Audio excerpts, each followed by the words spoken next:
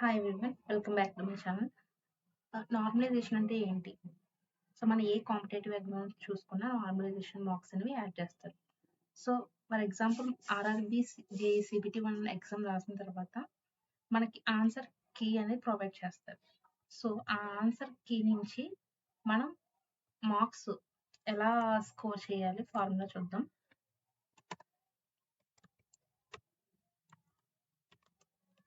Correct answers minus negative marking వచ్చేసి 1/3 0.33 into wrong answers. So ఇది ఈ ఫార్ములాతో చేసినాక మీకు వచ్చే స్కోర్ని రా స్కోర్ అంటాం. ఓకే, సో ఈ స్కోర్ ఏంటంటే రా స్కోర్. ఓకే,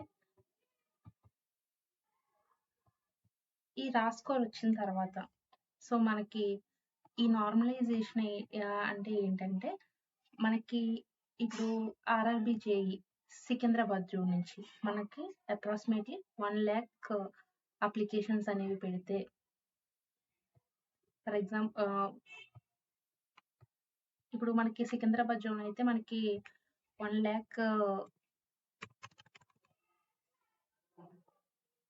lakh అప్లికేషన్స్ పెడితే సో అందులో మనకి 70,000 మంది 70,000 పీపుల్ ఏంటంటే ఎగ్జామ్కి అటెండ్ అయ్యారు.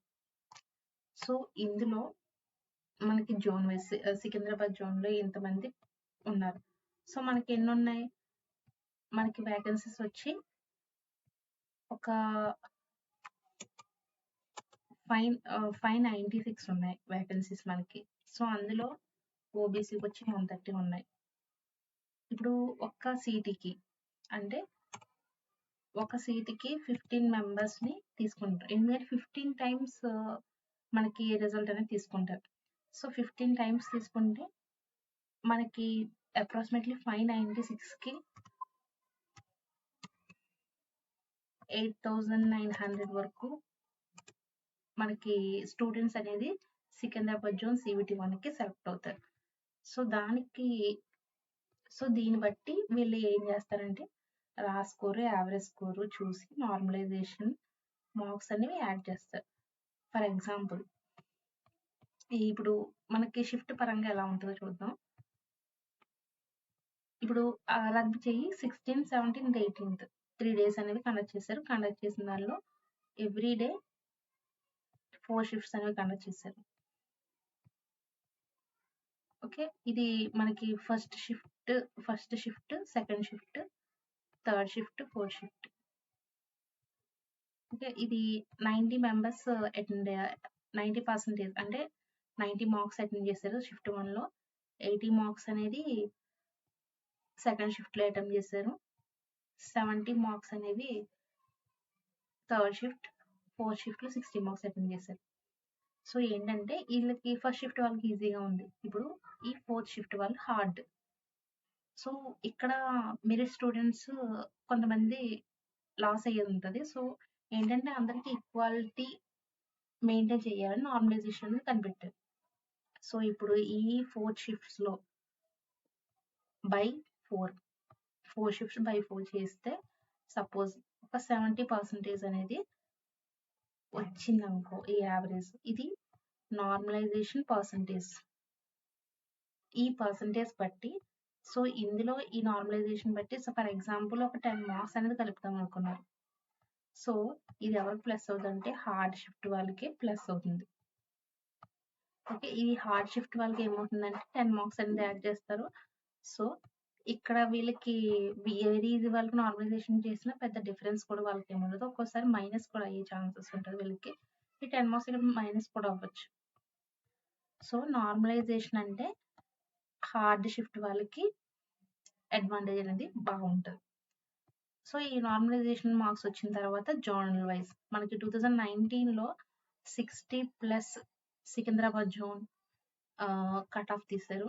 సో ఇందులో కట్ ఆఫ్ ఎలా అంటే కేటగిరీస్ కూడా ఉంటాయి. 61 వచ్చినప్పుడు జూనియర్ ఇంజనీర్ ఆర్కిటెక్చర్కి పోస్టింగ్ పెట్టుకోవచ్చు.